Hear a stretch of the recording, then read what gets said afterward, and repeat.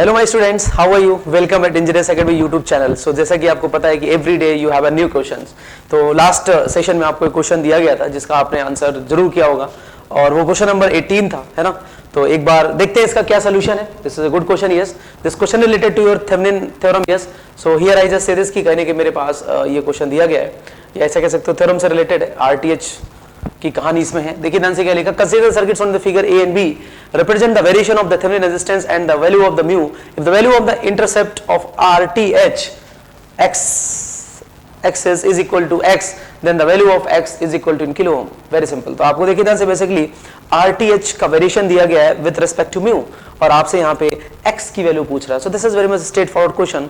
So what we need to do in that particular question, सबसे पहले आपको क्या करना होगा, इस पर्टिकुलर क्वेश्चन में RTH निकालना होगा। So how we calculate the RTH, you know very well कि अगर आपको यहाँ से RTH निकाला है and you see this is a circuit, अगर मैं यहाँ से देखता हूँ तो with respect to this 2 points I want to calculate the RTH. So now basically the idea is how we calculate the RTH. So this circuit is basically consist only the dependent sources. Okay, dependent sources. So definitely we can connect here 1 volt की एक battery लगा देंगे, okay, और उससे आप क्या निकाल देंगे, करंट निकाल देंगे, and then your RTH will be 1/n. So you know the idea whenever we have basically the dependent source are available. So देखिए ध्यान से एक बार मैं इसको करके देखता हूँ, try to understand.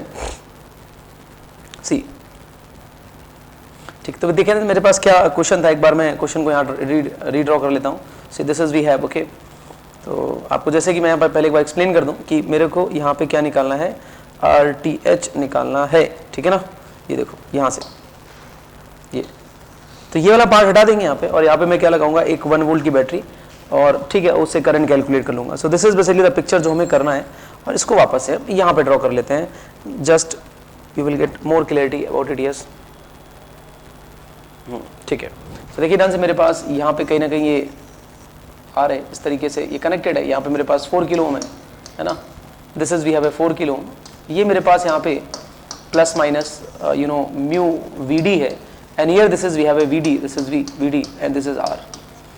Okay, so now I just want to calculate. तो यहाँ पे देखिए हम 1 वोल्ट की बैटरी लगा ले रहे हैं, and I just want to calculate you know I मुझे निकालना है. Okay, this I want to calculate. See यहाँ पे simply we can apply you know KCL और आई से दिस नोडल. यहाँ का voltage if I take this is reference, यहाँ पे रेफरेंस लेंगे तो ये 1 वोल्ट हो जाएगा. बहुत ही सिंपल सी बात है. तो क्या लिखोगे यहाँ से आप, I is equal to I, right. यहाँ पे जो करंट आएगी आई जस्ट राइट ये करंट. तो इस करंट को अगर मैं I1 कह लूँ, इस करंट को मैं I2 कह लूँ, सो जाहिर सी बात है यहाँ से मेरे पास I इज इक्वल टू क्या आ जाएगा, I1 plus I2.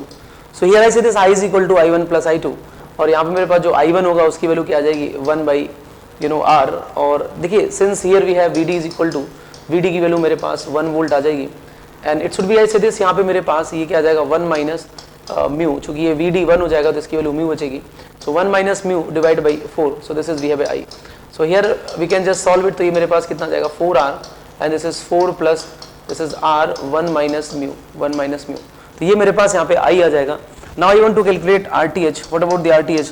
The RTH is your 1/I. So 1/I. तो यहाँ से जब करेंगे सिंपल, RTH इज 1/I, तो क्या आ जाएगा 4R डिवाइड बाई यहाँ से क्या आ जाएगा मेरे पास 4 plus R 1 minus mu, 4R upon 4R plus 1 minus mu. ये मेरे पास आ गया. अब देखिए ध्यान से यहाँ पे मुझे ग्राफ दिया गया, अगर उसको आप ऑब्जर्व करें, बिल्कुल आपने देखा होगा, तो अगर आप इसको समझने की कोशिश करें तो मेरे पास ये कहानी है. देखिए ध्यान से आप ये दिया गया है यहाँ पे, तो आप यहाँ पे एक चीज़ ऑब्जर्व कर रहे हैं. क्या ऑब्जर्व कर रहे हैं, सी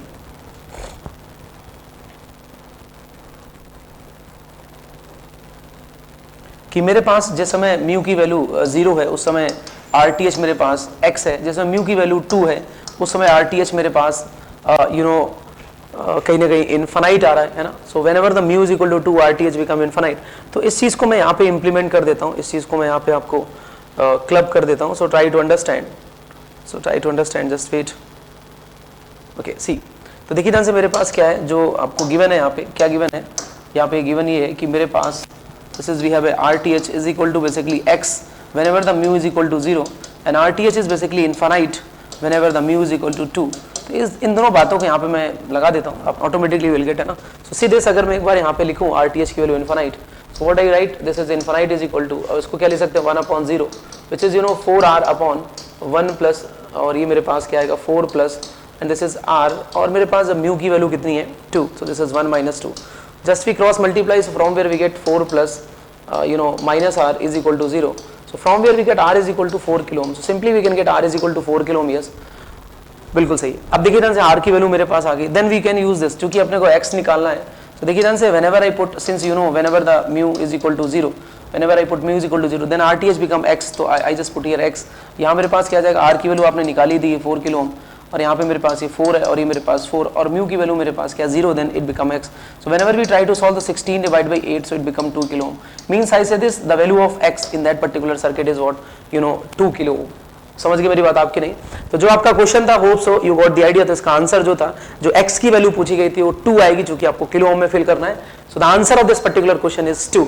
नाउ आप देखिए ध्यान से बात आती है कि सर अगला क्वेश्चन क्या होगा, क्योंकि आपने डी के क्वेश्चंस करे, आपने नेटवर्क के क्वेश्चंस करे, आपने एनालॉग के क्वेश्चंस करे, आपने कंट्रोल के क्वेश्चन करे। जैसा कि हमने प्रॉमिस किया कि every day you have a different subject, different questions. कौन सा टॉपिक होगा, क्या होगा, कुछ नहीं पता है। तो now the basically the idea कि अब आपके पास कौन सा अगला क्वेश्चन आने वाला है, यानी क्वेश्चन नंबर 19 क्या होने वाला है, कौन सा सब्जेक्ट होगा, एक बार आप गेस करें और बताएं कि 19 नंबर जो क्वेश्चन है क्या होगा, सब्जेक्ट कौन सा होगा, टॉपिक क्या होगा। सो नाउ जस्ट सी, इस बार जो आपके पास क्वेश्चन आने वाला है वो क्वेश्चन है EMFT से।